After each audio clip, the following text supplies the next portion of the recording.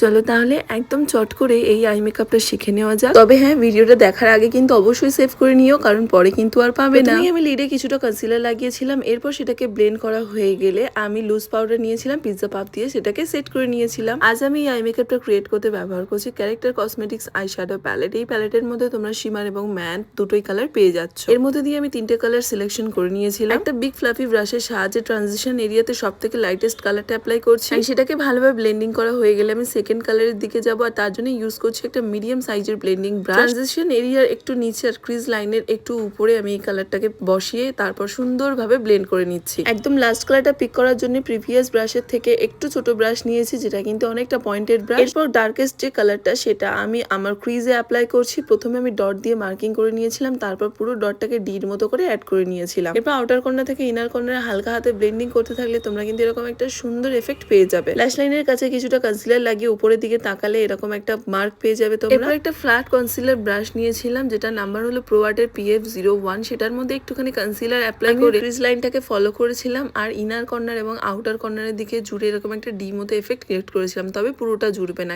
এই যে দুটোকে ফিঙ্গার দিয়ে ব্লেন্ড করার পরে ডার্ক কালার এবং মিডিয়াম কালার দুটো আমি আউটারের দিকে অ্যাপ্লাই করেছিলাম। আই মেকআপ বলো বা বেস মেকআপ, দুটোর মধ্যে কিন্তু ব্লেন্ডিংটা ভীষণ ইম্পর্টেন্ট। এরপর লোয়ার ল্যাশ লাইনের কাছে একদম লাইটেস্ট কালারটা হালকা করে ব্লেন্ড করে নিয়েছিলাম, কারণ আমি খুব একটা সফট লুক চাইছিলাম। এরপর আমার পছন্দের মাস্কারা পরে নিয়েছিলাম মার্সের, আর ল্যাশটা আমি নিয়েছিলাম আই ম্যাজিকের L07। এরপর ইউরোপ কালার একটা কাজল পরে আমি আমার লুকটাকে কমপ্লিট করে নিয়েছিলাম। সো তোমাদের এই আই মেকআপটা কেমন লাগলো অবশ্যই কিন্তু কমেন্টে জানিও। তো চলো বাই।